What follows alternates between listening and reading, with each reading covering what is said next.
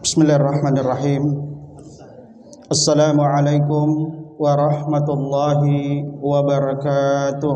Waalaikumsalam warahmatullahi wabarakatuh. Innal hamdalillah nahmaduhu wa nasta'inuhu wa nastaghfiruh wa na'udzu billahi min shururi anfusina wa min sayyiati a'malina.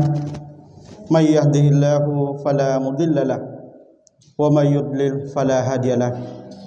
Asyhadu an la ilaha illallah wahdahu la syarika lah wa asyhadu anna Muhammadan abduhu wa rasul. Amma ba'd. Wa qala Allah ta'ala ya ayyuhalladzina amanu ittaqullaha haqqa tuqatih wa la tamutunna illa wa antum muslimun. Hadirin sidang jamaah salat maghrib Masjid Al-Mukhlisin dan seluruh pemirsa YouTube Al-Mukhlisin Baraya dimanapun Anda berada, semoga Allah Subhanahu wa Ta'ala senantiasa memuliakan, merahmati kita semua. Hadirin sidang jamaah salat maghrib insyaallah dimuliakan dan dirahmati Allah Subhanahu wa Ta'ala. Marilah kita senantiasa memuji dan bersyukur kehadirat Allah Subhanahu wa Ta'ala atas segala nikmat, atas segala karunia yang telah Allah Subhanahu wa Ta'ala limpahkan kepada kita hingga saat ini, sehingga alhamdulillah jamaah sekalian, kita baru saja telah melaksanakan salat maghrib berjamaah, dan insyaallah kita lanjutkan dengan kegiatan ceramah dan diskusi. Mudah-mudahan dengannya Allah Subhanahu wa Ta'ala senantiasa menjadikan pahala bagi kita di hari kemudian. Salam dan juga salawat mari kita sampaikan kepada Nabi kita Nabiullah Muhammad sallallahu alaihi wasallam, kepada keluarganya, sahabat-sahabatnya, dan orang-orang yang senantiasa istiqamah di jalannya.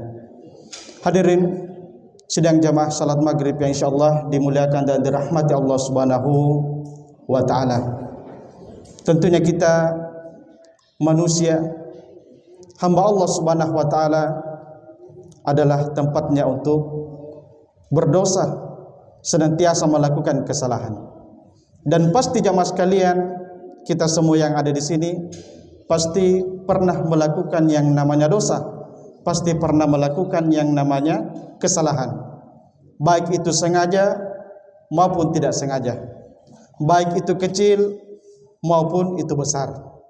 Dan tentunya kita menginginkan jamaah sekalian bahwa segala kesalahan yang pernah kita lakukan itu, kita berharap kepada Allah Subhanahu wa Ta'ala mengampuni segala dosa-dosa kita, kemudian kita menghadap kepada Allah Subhanahu wa Ta'ala. Itulah yang kita inginkan jamaah sekalian rahmat Allah Subhanahu wa Ta'ala.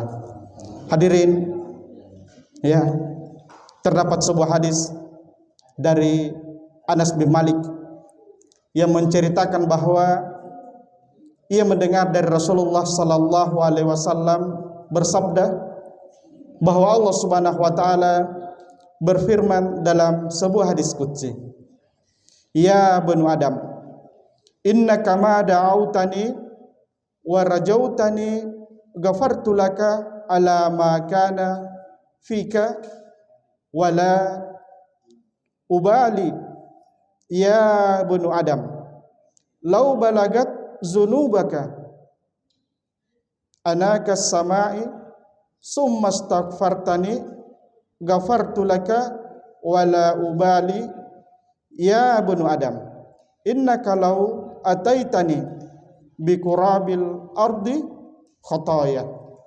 Wahai anak Adam, sesungguhnya selama engkau berdoa kepadaku dan berhadap kepadaku, niscaya aku akan ampuni engkau atas dosa-dosa yang telah engkau lakukan, dan aku tidak peduli. Wahai anak Adam, seandainya dosa-dosamu sampai ke awan setinggi langit, kemudian engkau meminta ampun kepadaku, niscaya aku ampuni dan aku tidak peduli. Wahai anak Adam, sesungguhnya jika engkau datang kepadaku dengan membawa dosa seisi bumi, summa laqaitani la tusyrik bi syai'an la ataituka bi qurabiha maghfirah. Kemudian engkau menemuiku dalam keadaan tidak mensekutukanku dengan sesuatu apapun, niscaya aku akan mendatangkan ampunan sebesar itu pula kepadamu. Hadis riwayat Tirmizi. Di dalam hadis qudsi ini jamaah sekalian rahmat Allah Subhanahu wa taala, tentunya ini disebutkan oleh ulama kita bahwa hadis ini adalah asbabul maghfirah. Adalah hadis yang di dalamnya mengandung tentang sebab-sebab Allah Subhanahu wa taala mengampuni dosa-dosa kita. Sebab yang pertama adalah senantiasa berdoa yang disertai dengan pengharapan. Dan hal ini jamaah sekalian disimpulkan dari firman Allah Subhanahu wa taala dalam hadis qudsi di atas. Innaka ma da'autani wa rajautani ghafartu laka. Sesungguhnya selama engkau berdoa kepadaku dan berharap kepadaku, niscaya aku ampuni engkau, kata Allah. Berdoa dengan penuh pengharapan hanya kepada Allah Subhanahu wa taala merupakan sebab utama diampuninya dosa-dosa kita. Hal ini jamaah sekalian sejalan dengan firman Allah Subhanahu wa taala dalam hadis qudsi yang lain, ana inda zanni abdi bi, aku sesuai dengan prasangka hambaku kepadaku. Jadi berdoa jamaah sekalian, ya, ini merupakan perintah langsung dari Allah Subhanahu wa taala. Yang sebagaimana juga termaktub dalam Al-Qur'an, wa qala rabbukum ud'uni astajib lakum. Dan Rabbmu berfirman, berdoalah kamu kepadaku, niscaya aku akan perkenankan bagimu. Jadi berdoa dengan mengharap kepada Allah Subhanahu wa taala merupakan syarat mutlak dijabahnya doa kita. Rasulullah sallallahu alaihi wasallam memberikan bimbingan kepada kita, ud'ullaha wa antum muqinuna bil ijabah wa'lamu annallahu la yastajibu du'a min qalbin ghafilin lah. Berdoalah kepada Allah dalam keadaan kalian yakin akan dikabulkan, dan ketahuilah bahwa Allah tidak mengabulkan doa dari hati yang lalai dan lengah. Jadi apabila seorang hamba ingin mendapatkan ijabah, doa-doanya hendak dikabulkan oleh Allah Subhanahu wa taala, tentunya ia berharap penuh kepada Allah Subhanahu wa taala dan memiliki keyakinan yang kuat, optimis yang kuat bahwa Allah Subhanahu wa taala mengabulkan doa tersebut. Ya, jadi kalau kita meminta kepada Allah Subhanahu wa taala, berdoa kepada Allah Subhanahu wa taala yakin, jangan kita setengah-setengah. Keyakinan kita kepada Allah Subhanahu wa taala yakin bahwa Allah pasti mengabulkan doa-doa kita. Itu yang pertama dan yang utama jamaah sekalian. Keyakinan kita bahwa Allah pasti akan mengabulkan permintaan kita. Selama doa yang kita minta adalah doa yang baik. Ya, jangan juga kita meminta doa yang tidak baik baru kita yakin Allah akan mengabulkan. Bisa jadi, tapi jangan kita meminta yang demikian. Jadi apabila seorang hamba ingin mendapatkan ijabah, ya pasti dengan penuh keyakinan kepada Allah Subhanahu wa taala. Dan berdoa juga harus dilakukan dengan memohon kemantapan jamaah sekalian, bukan dengan keraguan-raguan. Karena Rasulullah sallallahu alaihi wasallam bersabda, la yaqulanna ahadukum Allahumma ighfirli in syi'ta Allahumma arhamni in syi'ta liya'zim mas'alata fa innahu la mukriha lahu. Janganlah salah seorang di antara kalian berkata, ya Allah, ampunilah aku jika engkau kehendaki. Ya. Kemudian jangan juga mengatakan, ya Allah, rahmatilah aku jika engkau kehendaki. Tentunya hendaklah ia memantapkan permohonannya, karena sesungguhnya Allah melakukan apa yang dikehendaki dan tidak ada yang dapat memaksanya. Jadi jamaah sekalian rahmati Allah Subhanahu wa taala, ya jangan sampai kita berdoa bilang, ya Allah, ya berikanlah saya ini kalau engkau mau. Jangan ya. Ya jangan sampai seperti itu. Jadi kita harus mantapkan diri kita bahwa yakin Allah Subhanahu wa taala ya akan menerima dan mengijabah doa-doa kita. Itu yang paling utama jamaah sekalian rahmat Allah Subhanahu wa taala. Dan tentunya ya ada beberapa hal-hal yang mungkin pernah disampaikan oleh ustaz-ustaz kita, bagaimana agar doa-doa kita terima dengan adab-adabnya dan syarat-syarat apa sehingga doa kita dikabulkan Allah Subhanahu wa taala. Itu yang pertama jamaah sekalian. Sebab pertama bahwa Allah Subhanahu wa taala akan mengampuni dosa-dosa kita dengan banyak-banyak berdoa kepada Allah Subhanahu wa taala, meminta kepada Allah Subhanahu wa taala untuk mengampuni dosa-dosa kita jamaah sekalian. Ya, karena begitu banyak dosa yang telah kita lakukan. Ya, mungkin kita duduk-duduk saja di sini, cerita-cerita, sedikit-sedikit berdosa. Ya, makanya kata Rasulullah sallallahu alaihi wasallam, sebaik-baik di antara kalian adalah sebaik-baik di antara kalian yang berdosa atau melakukan kesalahan adalah setiap dia merasa melakukan kesalahan atau berdosa senantiasa beristighfar, meminta ampun kepada Allah Subhanahu wa taala. Ya. Kemudian sebab yang kedua adalah istighfar. Ya. Sebab kedua untuk mendapatkan ampunan Allah Subhanahu wa taala adalah beristighfar. Memohon ampun kepada Allah Subhanahu wa taala. Sebagaimana kelanjutan dari hadis qudsi itu, summastaghfartani ghafartu laka. Kemudian engkau meminta ampun kepadaku, niscaya aku akan ampuni. Meskipun demikian jamaah sekalian, tentunya permohonan ampun ini harus dibarengi dengan upaya kita, bagaimana usaha kita untuk bisa meninggalkan maksiat. Ya. Kita memohon ampun kepada Allah Subhanahu wa taala, tetapi kita juga upayakan untuk melakukan maksiat. Para ulama menjelaskan bahwa tidak ada istilah dosa kecil. Jika dosa kecil itu kita lakukan terus-menerus, ya. Dan juga tidak ada dosa yang besar jika dosa yang besar itu senantiasa dibarengi dengan bertobat kepada Allah Subhanahu wa taala.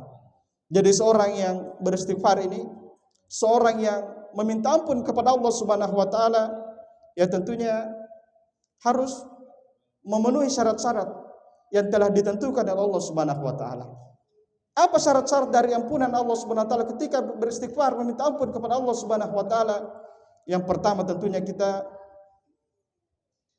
memurnikan niat beristighfar dan bertobat semata-mata hanya karena Allah Subhanahu wa taala dengan penuh keikhlasan. Dengan penuh keikhlasan dalam diri kita hanya beristighfar, meminta ampun kepada Allah Subhanahu wa taala dengan penuh keyakinan, keikhlasan dalam hati kita jamaah sekalian. Itu syarat yang pertama. Kemudian yang kedua jamaah sekalian, ada penyesalan dalam diri kita. Ya, merasa menyesal yang begitu mendalam atas perbuatan dosa yang telah kita lakukan jamaah sekalian. Ya, biasa mungkin tidak sengaja melakukan dosa. Ya pasti kita merasa gelisah. Di dalam hati kita, kenapa saya melakukan ini dosa ini padahal ini tidak mau aja ini lakukan, tapi ya mungkin karena pengaruh setan dan sebagainya. Kita pasti menyesal itu jamaah sekalian rahmat Allah Subhanahu wa taala. Ya makanya ketika kita melakukan kesalahan atau dosa, ya pasti ada penyesalan dalam diri kita. Ya. Dan syarat yang selanjutnya adalah berusaha untuk meninggalkan maksiat. Berhenti secara total dari perbuatan dosa tersebut. Ya setelah kita menyesali atas dosa yang pernah kita lakukan, maka kita meninggalkan itu. Jangan pernah kita berharap lagi untuk melakukan dosa yang sama jamaah sekalian rahmat Allah Subhanahu wa taala. Kemudian kita harus bertekad dengan kuat. Ada azam di dalam diri kita, memiliki tekad yang bulat untuk tidak mengulangi kemaksiatan tersebut di masa yang akan datang. Jadi jamaah sekalian, tentunya kita beristighfar, memohon ampun kepada Allah Subhanahu wa taala dengan syarat-syarat yang telah ditentukan, yaitu dengan keikhlasan. Kemudian menyesali dosa yang telah kita lakukan.